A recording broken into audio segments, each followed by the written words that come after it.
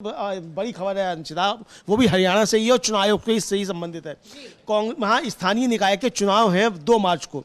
28 फरवरी की शाम को वहाँ चुनाव प्रचार बंद हो जाएगा। पिछले दिनों कांग्रेस का एक प्रतिनिधिमंडल, वहाँ जो प्रदेश कांग्रेस अध्यक्ष हैं उदय भान, उनके नेतृत्व में वहाँ की जो मुख्य निर्वाचन अधिकारी हैं हरियाणा के कोई धनपत जी हैं, उनसे जाकर मिला था। उनसे मांग की थी कि स्थानीय निकाय के चुनाव बैलेट पेपर से ही कराए जाएं।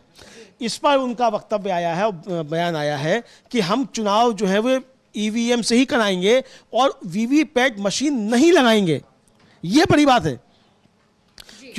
यानी कि जो मतदाता वोट डालेगा उसको जो 7 सेकंड का समय मिलता था देखने के लिए वीवीपैट मशीन में कि उसका वोट कहाँ गया है, अब वो भी नहीं मिलेगा। अब यहाँ ये आरोप लग रहे हैं कि चुनाव आयोग जो है वो सीधे सीधे सुप्रीम कोर्ट के आदेश की अवमानना कर रहा है, क्योंकि ये वीवीपैट मशीनें सुप्रीम कोर्ट के आदेश पर ही लगाई गई थी। वीवीपैट मशीनों का उपयोग सबसे पहले जो था वो 2013 के चुनाव में नागालैंड में किया गया और उसके बाद फिर सुप्रीम कोर्ट ने आदेश दिया था कि सारी मशीनों के साथ आपको वीवीपैट मशीनें लगानी हैं। हालांकि जब सुप्रीम कोर्ट में अभी जो याचिका गई तो ये हुआ कि सारे मूल्यांकन नहीं होगा, 5% मशीनों का आप करा सकते हैं, तो मांग कर सकते हैं तो वो आप करा सकते हैं, जो कि 5% मशीनों का भी नहीं कराया जा रहा था।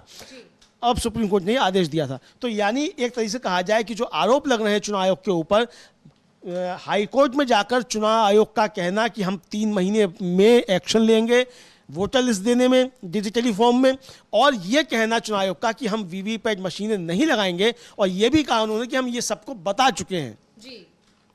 ये भी कहा उनका आदेश है, मतलब कहना है मुख्य निर्वाचन अधिकारी जो है हरियाणा के। यानी अब सवाल ये उठ रहे हैं कि क्या जो आरोप लग रहे थे विपक्ष की तरफ से कि लोकसभा चुनाव और राज्य विधानसभाओं के जो चुनाव हैं उनमें चुनाव आयोग गड़बड़ करता है, तो क्या राज्यों में जो स्थानीय निकायों के चुनाव होते हैं उनमें भी ये गड़बड़ियां शुरू हो गई हैं? इसको लेकर बहुत ज़्यादा सवाल उठ रहे हैं और ये गंभीर मसला जो है वो अब ज़ेरे बहस है।